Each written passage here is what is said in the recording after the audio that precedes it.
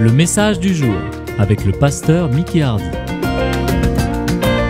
Jésus a-t-il dit?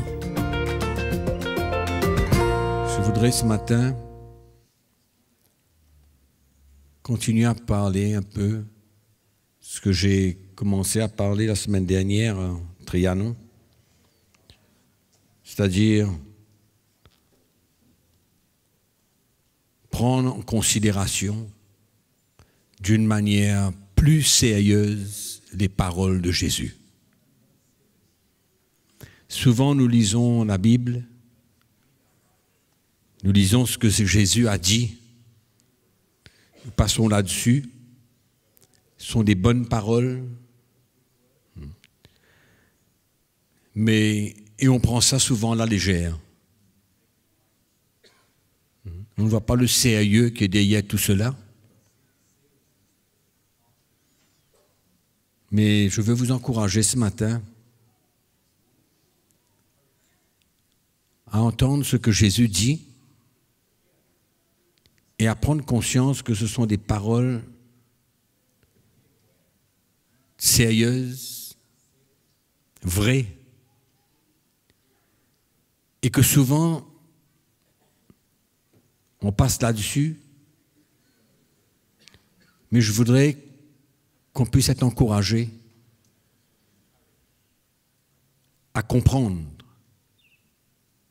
davantage ces paroles.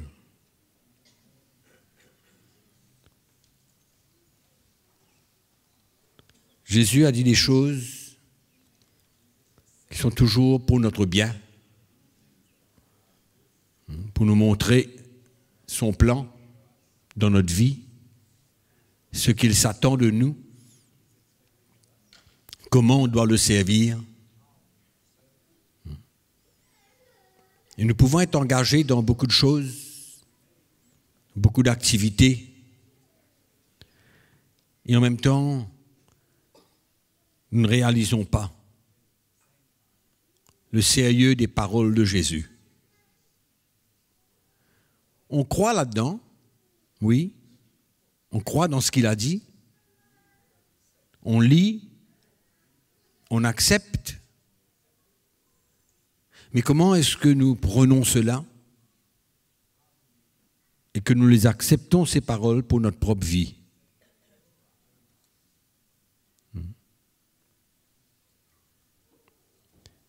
Dans l'évangile de Matthieu,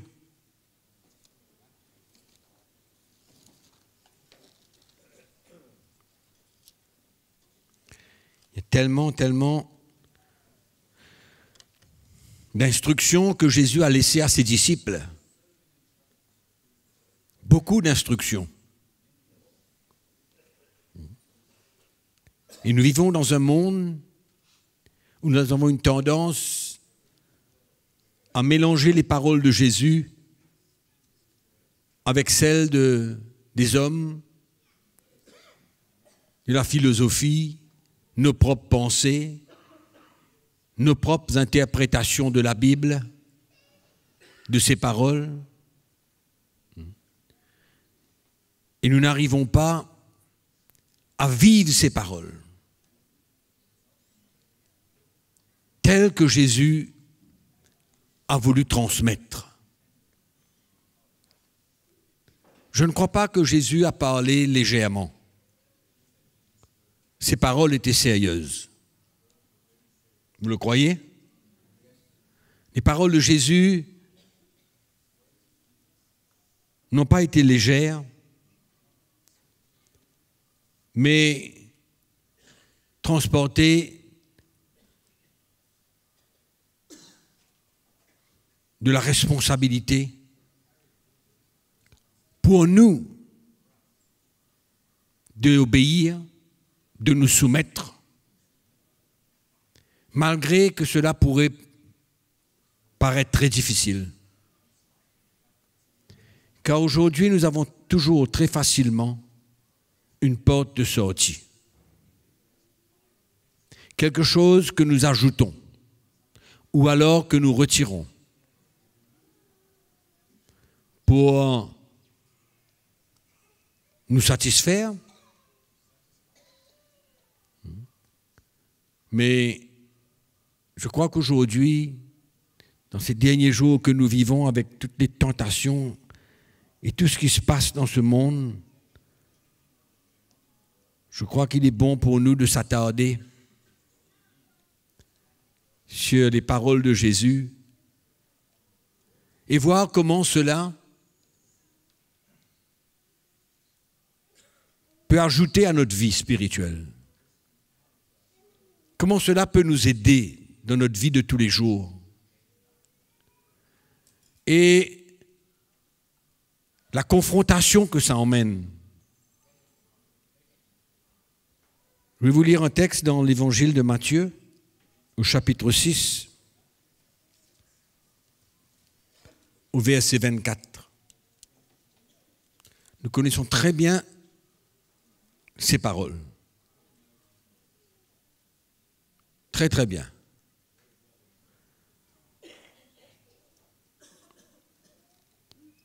Nous ne les connaissons même par cœur. Nul ne peut servir de maître. Nul ne peut servir de maître. Car où il haïra l'un et il aimera l'autre. Ou il s'attachera à l'un et méprisera l'autre. Vous ne pouvez servir Dieu et Mammon. Ce mot Mammon-là veut parler de richesse. Notre mot, on ne peut pas servir Dieu, servir un autre maître.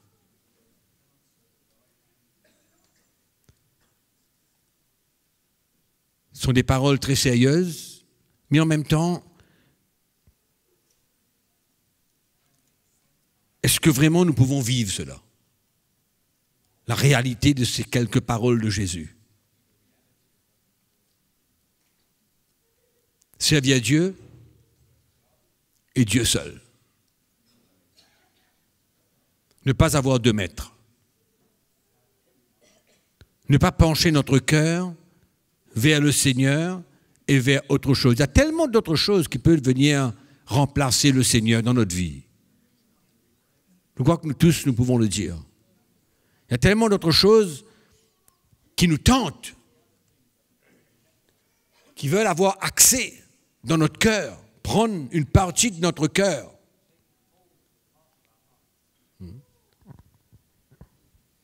C'est pourquoi Jésus a dit, on ne peut pas servir de maître, on va haïr l'un et on va aimer l'autre.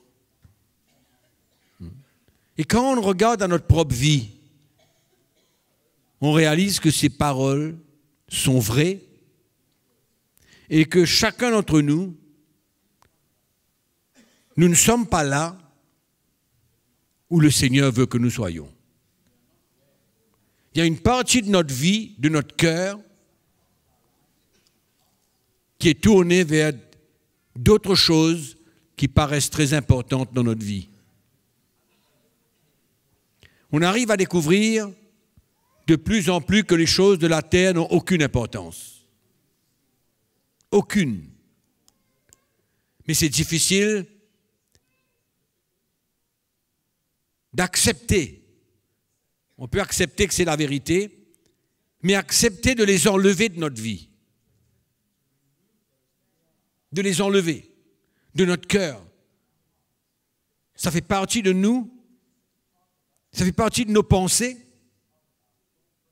C'est partie de nos plans. C'est partie de nos visions. Sans le réaliser peut-être. Et souvent, ça prend plus d'importance que Jésus dans notre vie. Que Jésus dans notre vie. Et ça emmène des motivations qui ne sont pas bonnes. Et ça nous éloigne, ça éloigne notre cœur du Seigneur. Ça éloigne notre cœur du Seigneur. J'étais en train de lire la parole du Seigneur hier et je me disais, mais qu'est-ce qui vaut la peine d'être fait dans ce monde aujourd'hui? Qu'est-ce qui vaut la peine de faire? Quand je suis un chrétien, je lis l'Évangile, je lis les paroles de Jésus qui veut ma vie, qui veut que je renonce à tout, à moi-même, à ce qui m'appartient, que je renonce à tout.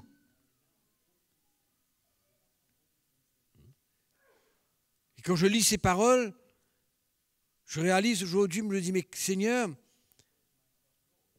qu'est-ce qui vaut la peine d'être fait en dehors de te servir?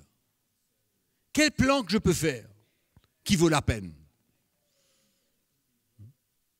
Quelle vision que je peux avoir en dehors de ton service? En dehors de te servir, quelle est la vision que je dois avoir? Qu'est-ce que je peux faire dans la vie?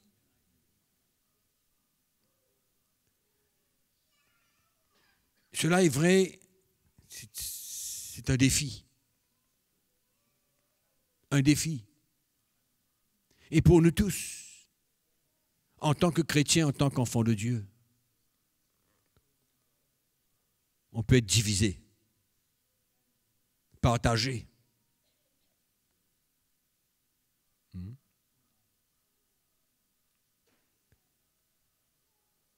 Et quand on regarde toutes les paroles de Jésus, c'est clair.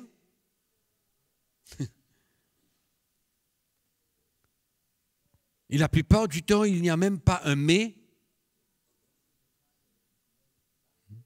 C'est comme si le Seigneur ne veut pas comprendre. Qu'il y a des choses normales dans la vie, qu'il y a des réactions normales dans la vie d'un chrétien, qu'il y a des attirances. Et que ça aurait été normal pour nous, mais de nous donner un petit peu à toutes sortes de choses, partager notre cœur et avoir plusieurs visions, plusieurs maîtres. Et ici, Jésus vient nous dire, nul ne peut servir deux maîtres. C'est comme si le Seigneur voulait notre vie. Il le veut. Il la veut entièrement. C'est comme si qu'il nous donne une vision de la vie chrétienne. Et aujourd'hui, c'est bien difficile, avec tout ce qui nous entoure, toutes les choses attirantes qui essayent de gagner notre cœur, prendre notre cœur, partager notre cœur, et d'accepter même de vivre toutes sortes de choses. C'est vrai, hier, quand je pensais, je dis, mais Seigneur, qu'est-ce que je dois faire d'autre à part de te servir? Qu'est-ce que je dois faire d'autre? Oui, nous avons certaines responsabilités dans la vie, c'est vrai. Nous avons certaines choses que nous avons besoin de faire, mais qu'elles ne gagnent pas notre cœur. Qu'elles ne remplacent pas la vision, l'appel de Dieu, le plan de Dieu, le service de Dieu dans notre vie. Et nous avons à faire des choix. Des choix. L'appel du chrétien dans les derniers jours.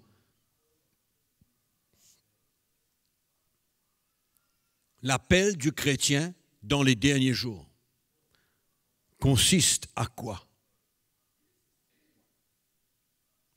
Plus les jours passent, plus près est la venue de Jésus, plus dure sera la vie. Et je crois que le conseil du Seigneur ici, de le servir et ne pas servir un autre maître, je vois cela comme une grâce et une protection pour ma vie. Une grâce et une protection pour ma vie et pour votre vie. Et souvent, on ne réalise pas que les choses que Dieu nous demande, c'est pour notre protection. Nous sécuriser, nous garder. Et ne pas laisser autre chose prendre notre cœur, parce que quand les autres choses prennent notre cœur, la direction de notre vie change. Les motivations de notre vie changent. La vision de la vie change.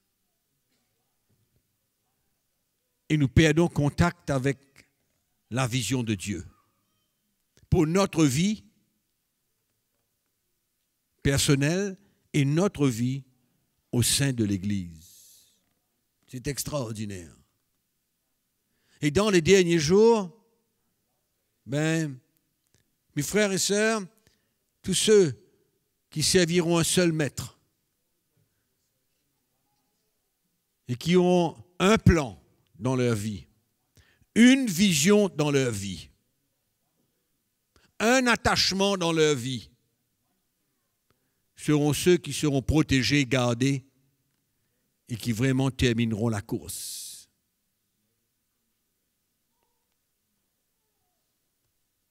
Il haïra l'un, il aimera l'autre. Il s'attachera à l'un et méprisera l'autre. C'est pourquoi il faut avoir qu'un seul maître. Servir un seul Dieu et avoir une seule raison pour vivre. D'avoir un seul plan. Un seul plan. Pas plusieurs, un seul. Servir le Seigneur, lui donner notre vie. Ce sont des paroles qui emmènent un défi dans notre cœur. Un défi dans notre vie. Moi, ces paroles, mais ça me confronte parce que je sais que je suis attaché à certaines choses dans la vie. Et pour vous, je suis sûr que c'est un peu la même chose. Et je réalise que les paroles de Jésus sont pour mon bien-être. Jésus sait ce qu'il dit. Ce ne sont pas des paroles dans l'air, mais des paroles sérieuses à prendre en considération. Et la fin de ce texte, il dit, vous ne pouvez servir Dieu. Et là, il donne une petite précision, et mammon, c'est-à-dire la richesse. Et je crois que dans les évangiles, Jésus parle beaucoup concernant comment nous devons être riches pour Dieu. Et non pas riches pour nous-mêmes, mais pour Dieu. Pour Dieu. Et avec ce qui se passe dans le monde aujourd'hui, cette course vers l'argent, cette course vers la multiplication, cette course pour des plus grands plans, des plus grands challenges,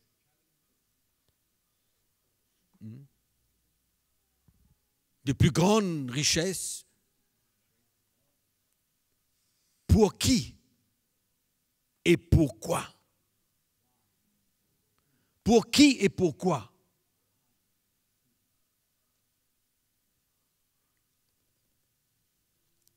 Gagner de l'argent, pour qui?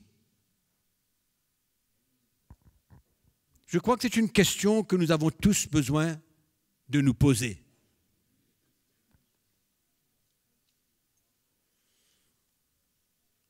On ne peut pas servir Dieu et les richesses.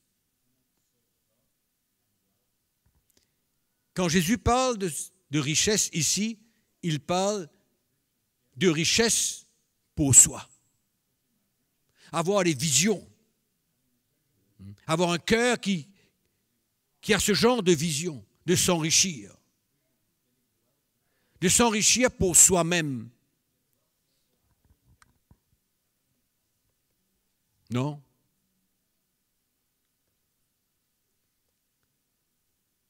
Je crois qu'il est temps pour nous de mettre des choses au clair. Au clair. C'est trop facile de se cacher derrière toutes sortes de raisons. Essayer de se justifier.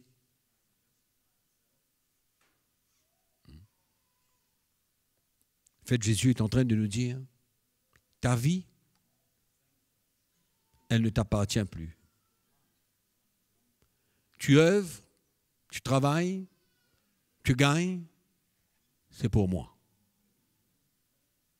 C'est pour moi.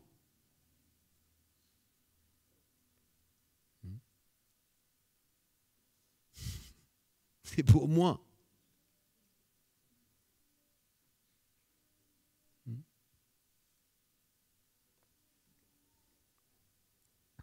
Et je ne crois pas que Jésus comprenne des gens qui travaillent pour eux-mêmes, des chrétiens. Qui travaillent pour leur propre vision. Travailler, s'enrichir pour un seul but, pour Dieu. Pour Dieu. Attention qu'on ne réalise pas que nous sommes en train de sévir de maître. Attention. On ne réalise pas. Nous avons une compréhension des choses de la vie influencée par la manière que le monde fonctionne et que le monde comprend.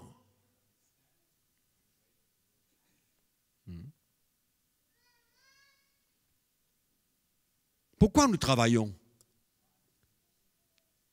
Pourquoi je travaille? Pourquoi vous travaillez? Pour quelle raison? Nous avons des responsabilités, je n'en disconviens pas.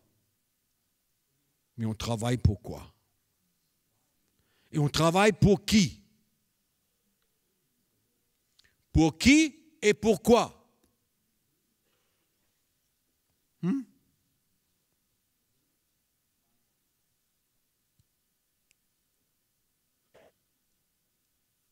Je crois qu'il faut ressentir le cœur de Jésus pour nous. Construire le royaume de Dieu.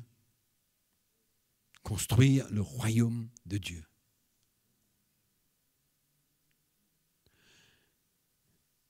Et souvent, on passe beaucoup de choses en premier, avant le royaume de Dieu. Avant le royaume de Dieu. Les paroles de Jésus, quand il parle, il dit « Ne vous inquiétez de rien ». Car moi, je prendrai soin de vous.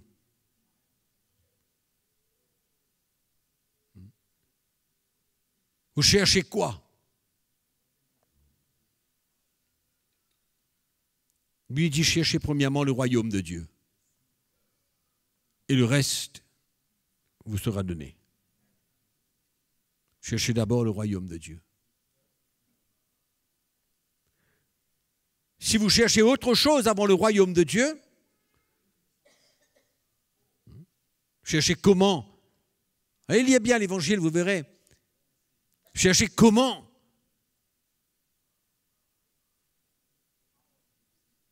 Je vais me nourrir, je vais me vêtir. Vous savez ce que Jésus a dit? Ce sont les païens qui pensent comme ça. Les païens pensent comme ça. Il a fait un joke? C'est une parole légère? Ou quoi? Non. Ce n'est pas des paroles légères. Il dit les païens pensent comme ça. Vous, cherchez le royaume, vivez pour le royaume, travaillez pour le royaume.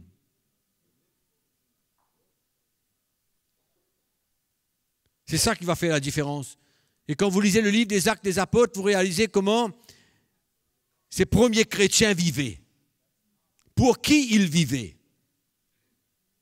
Pour qui? Et on fait nos plans. On fait nos plans, oui ou non? On a des ambitions, on a des plans. On a nos propres visions.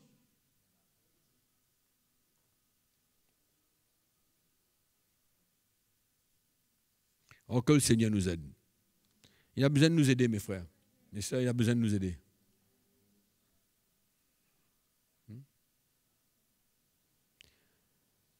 Il faut de moins en moins fonctionner comme le monde fonctionne.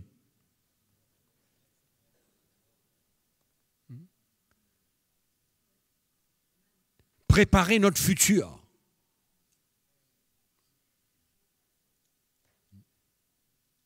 Quel futur que nous devons préparer?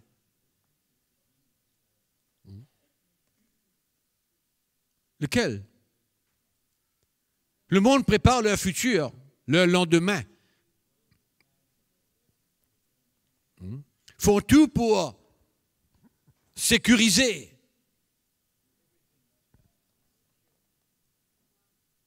Sécuriser leurs enfants, leurs petits-enfants, leurs arrière-petits-enfants. Moi, je ne vois pas tout ça dedans.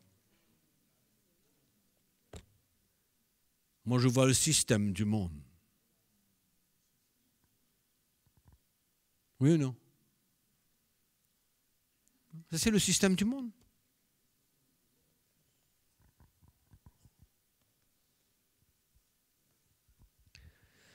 Que mangerons-nous? Que boirons-nous? De quoi serons-nous vêtus? Toutes ces choses, ce sont les païens qui les recherchent. Votre Père Céleste sait que vous en avez besoin. Ça dépend. Ça dépend ce que nous considérons comme nos besoins. Ah, ça dépend. Ça dépend. Ça dépend de ce que je considère qui doit être mon besoin.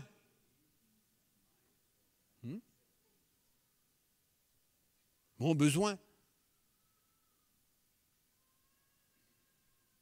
Chacun peut considérer son besoin de différentes manières. Hein? Moi, mon besoin, c'est une maison, un avion, un business extraordinaire, etc., etc. Chacun a son besoin. Moi, j'ai besoin de telle chose dans ma vie. Ça dépend, quels sont mes besoins. Mais quand Jésus dit que Dieu sait ce que nous avons besoin, selon ce que lui, il considère, ce que doit être notre besoin.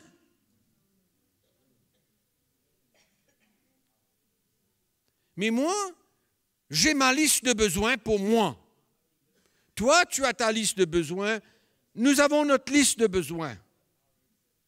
Et c'est comme ça que notre cœur devient partagé et que ce n'est plus le royaume de Dieu qui passe en premier, mais c'est d'autres choses.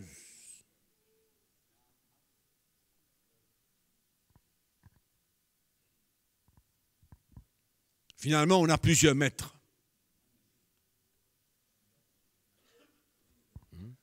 Mes frères et sœurs, croyez-moi, nous sommes encore loin. Nous avons fait un bon chemin. Amen.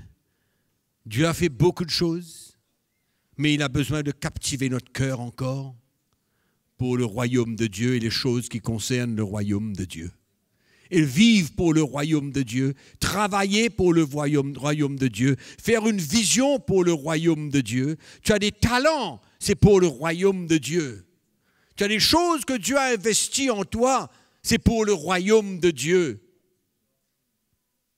Incroyable. Pour le royaume de Dieu. Faire un plan pour le royaume de Dieu.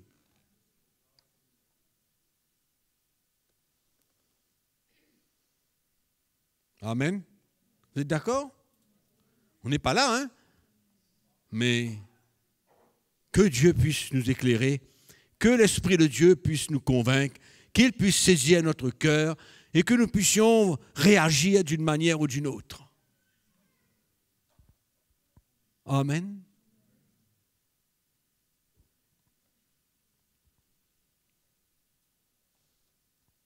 Moi, je me pose quelques questions pour moi-même. Je crois que nous avons tous besoin de nous poser certaines questions.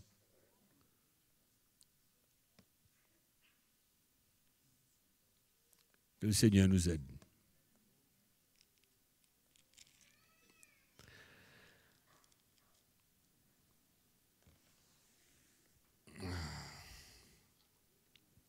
Matthieu chapitre 7.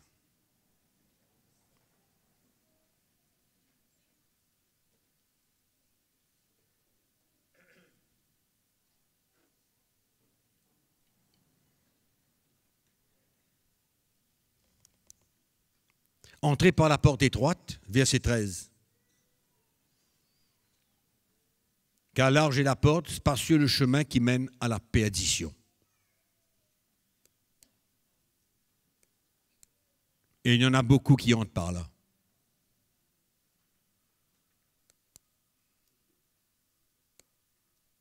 Mais étroite est la porte, resserré le chemin qui mène à la vie, et il y en a peu qui les trouvent. Hein?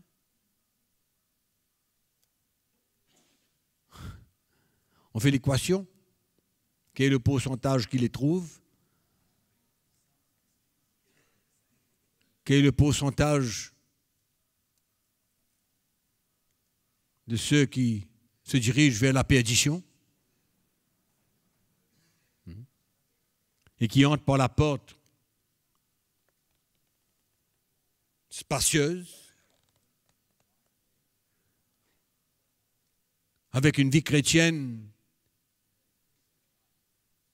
qu'on cherche à être facile pour nous?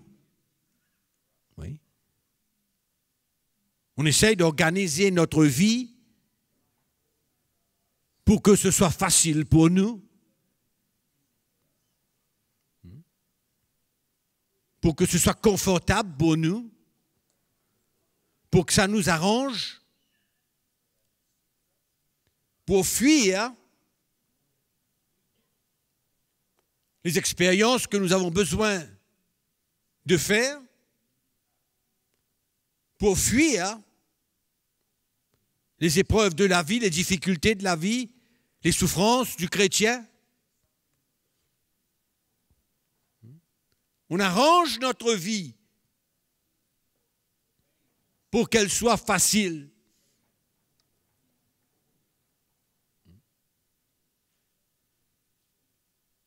Ça fait longtemps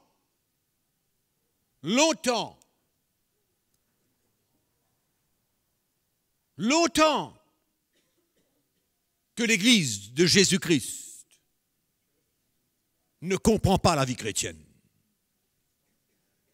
Longtemps. Oui.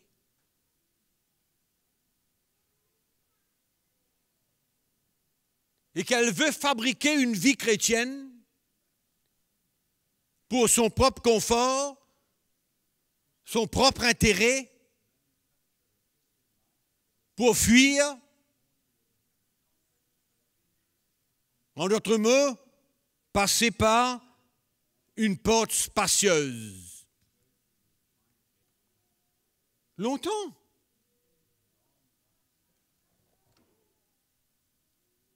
Que l'Église n'est pas au courant de ce que c'est que la vraie vie chrétienne, avec toutes les influences. L'Église s'est éloignée complètement. Complètement.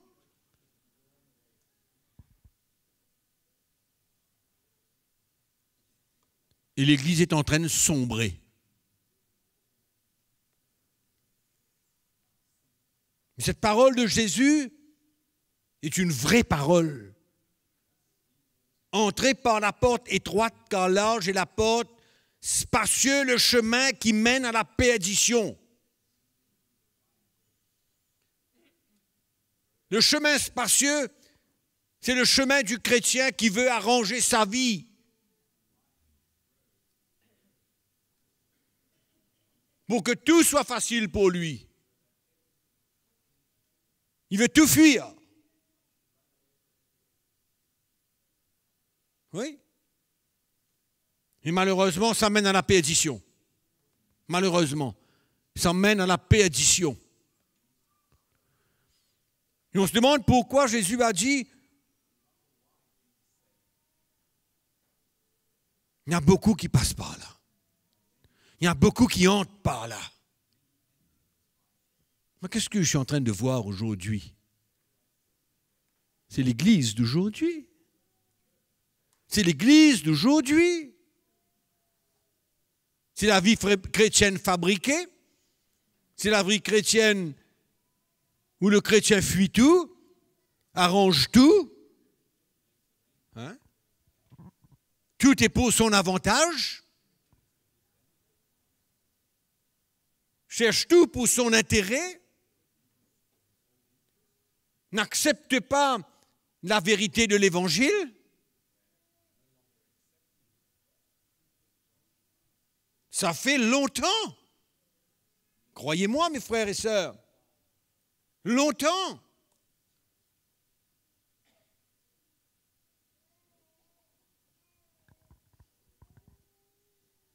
Une autre compréhension.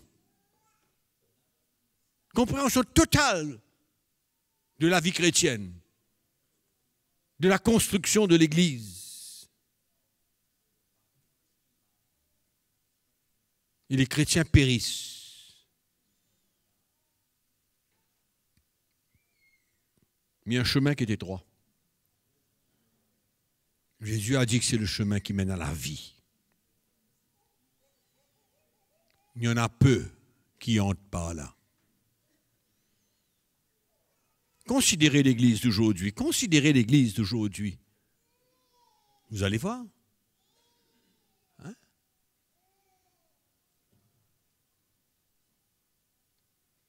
C'est pourquoi on ne peut pas servir 2 maîtres. Un seul maître.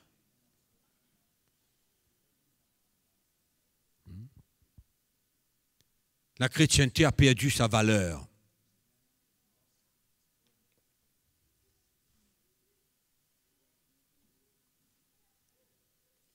Jésus a dû subir la honte pour le salut des hommes. La honte de la croix.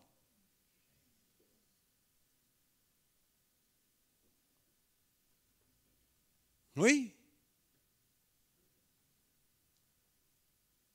Et on veut perdre la réalité et la puissance de la chrétienté. La honte. Il ne s'est pas battu, mais a accepté la honte de ce qu'il a vécu.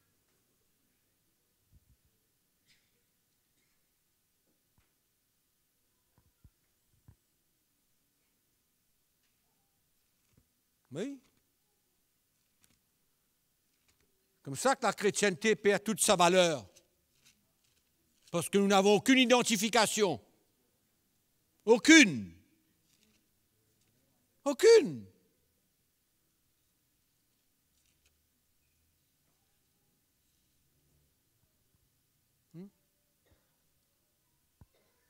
Aujourd'hui, le scandale de la croix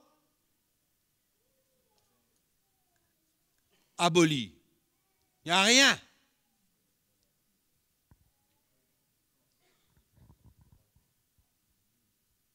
Il n'y a rien.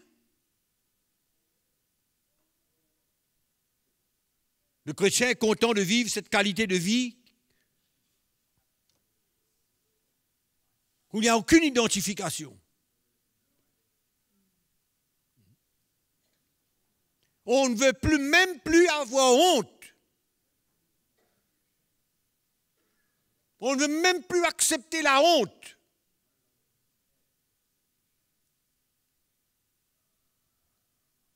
de vivre la croix. Ouais. On ne veut plus.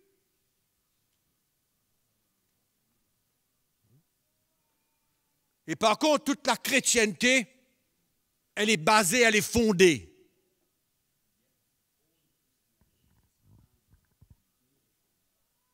sur ce que Jésus a vécu, a expérimenté dans cette mort sur la croix. C'est extraordinaire. Pourquoi la chrétienté aujourd'hui, c'est une affaire d'argent. C'est une affaire d'argent. D'argent.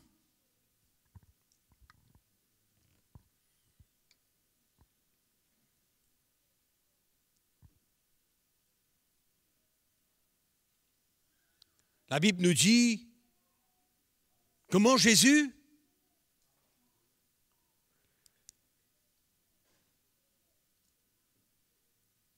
il s'est remis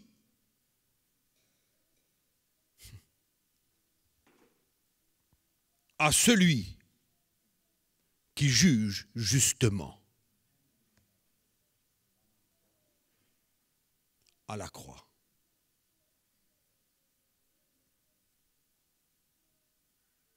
Il s'est livré non seulement sa vie, mais il s'est livré au Père parce qu'il savait que le Père était avec lui.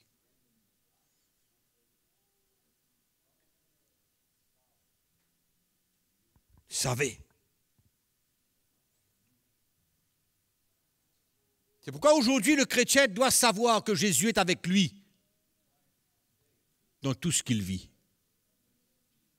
Dans la cave, dans le trou, dans le feu, dans les détresses, dans les afflictions, dans les souffrances. Ça, c'est l'évangile.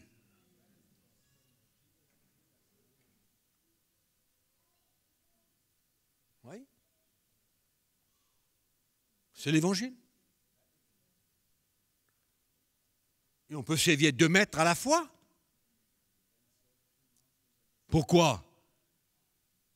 Le second maître, c'est celui qui arrange tout pour nous plaire. C'est la chose que nous voulons pour que les choses soient plus simples.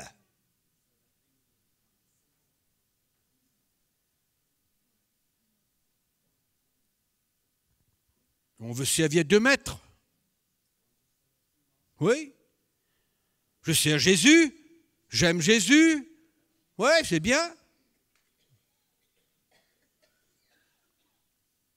Et puis, j'arrange. Comprenez ce que ça veut dire arranger? On arrange notre vie.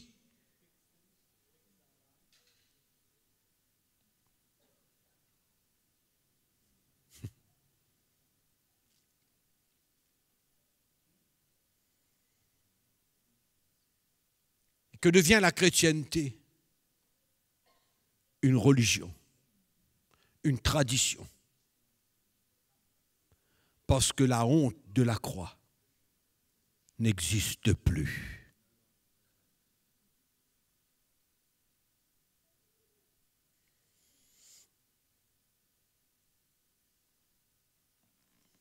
Ouais. Mais le Seigneur, lui, n'a pas accepté d'avoir honte. Il a fait face. Et il s'est remis en Dieu. Oui, c'est vrai, hein, on croyait qu'on était arrivé. Hein. Ou presque. C'est comme si on avait fait 99% de la course, qu'il restait un petit morceau. Croyez-moi, il y a un gros morceau. Il y a encore un gros morceau.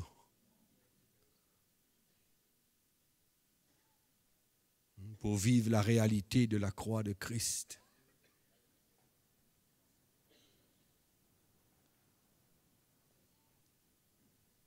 Mais mes frères et sœurs, on n'a pas d'autre chemin. C'est notre appel. Oui, c'est notre appel. Vous croyez que l'Église va accepter ce que je suis en train de vous partager? Vous croyez? Moi, je ne crois pas, moi.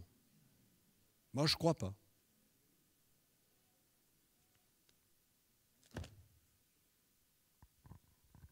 Je ne crois pas.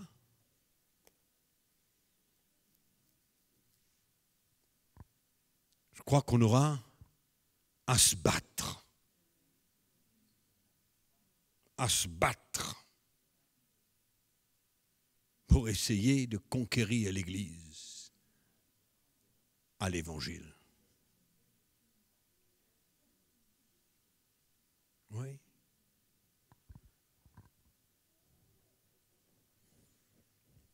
C'est comme si que l'Église est en train d'être noyée. C'est comme une vague, après une deuxième vague, après une troisième vague. Elle a un voile devant ses yeux. Et elle ne voit pas briller la splendeur de l'Évangile.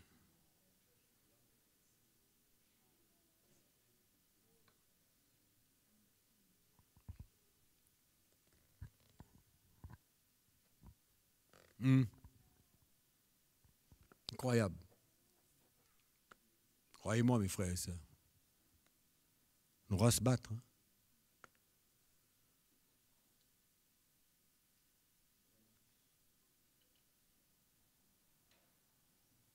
On aura à tenir ferme.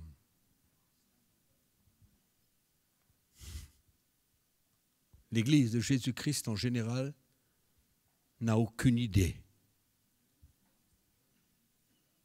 de ce que c'est que la chrétienté. La chrétienté, elle est décrite aujourd'hui par des bruits, des manifestations charnelles, la musique, la sorcellerie, oui, la course vers l'argent.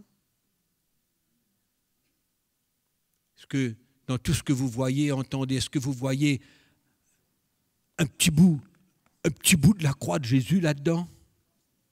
Un petit morceau? Hein? Il n'y a rien. Et par contre, nous voulons enfoncer le clou. C'est-à-dire, prêcher davantage et demander à Dieu de nous éclairer encore concernant la croix de Jésus-Christ.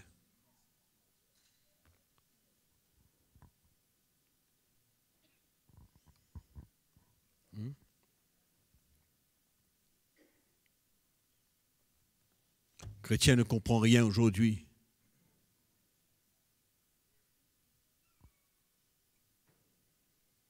Oui. L'apôtre Pierre parle comment c'est une grâce pour le chrétien de souffrir injustement.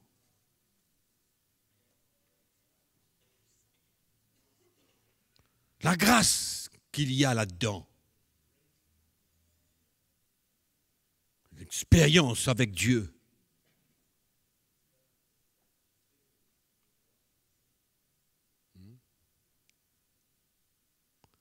L'Église, c'est quoi aujourd'hui?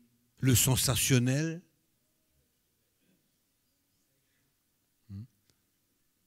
Comme si Jésus était venu mourir pour le sensationnel. Hein?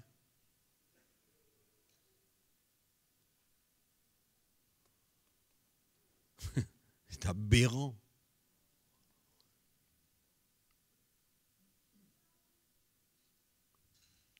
Enfin, que le Seigneur nous aide. Que le Seigneur nous aide à pouvoir vivre ses instructions au fur et à mesure, et de grandir et d'accepter.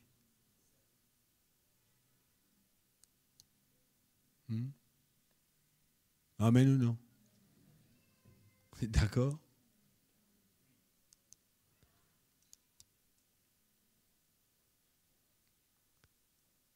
La chrétienté est riche.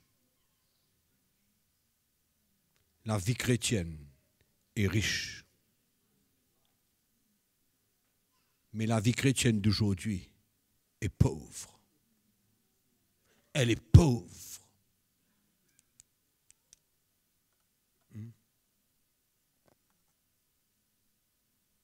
Oui. Ce n'est pas comme une fois par jour vous remerciez le Seigneur. Ce n'est pas comme une fois par jour on peut rendre grâce à Dieu.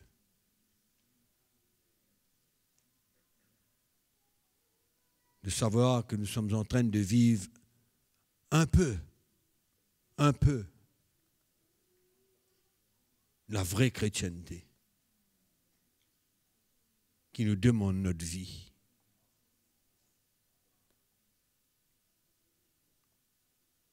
Amen.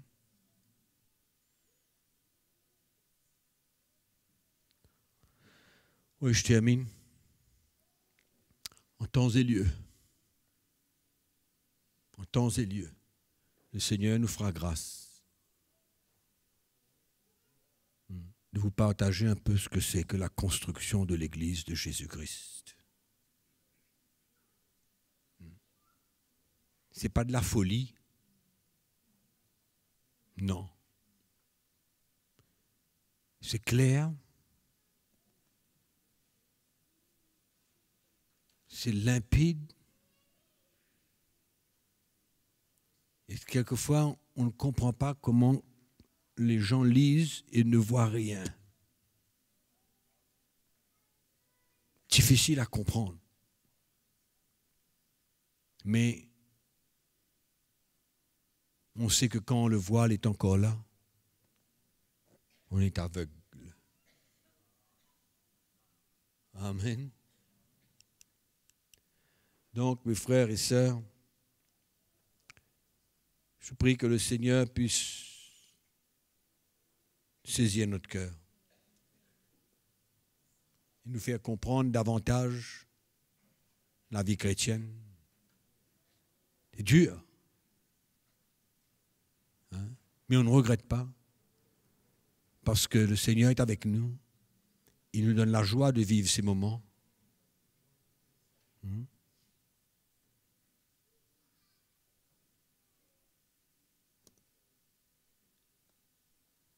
Je prie qu'on puisse prendre le défi au fur et à mesure que le Seigneur nous éclaire, nous montre certaines choses pas évidentes. Hein? C'est comme un dépouillement. Hein? Il nous retire, il enlève.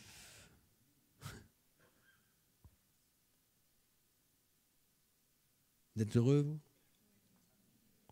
Vous êtes content? Vous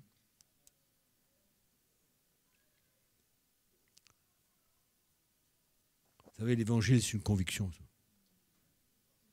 C'est une conviction.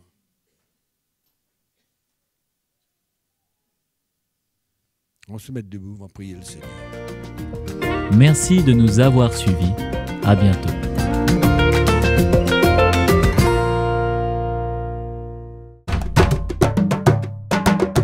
Pour plus d'informations, visitez le www.ctmi.org.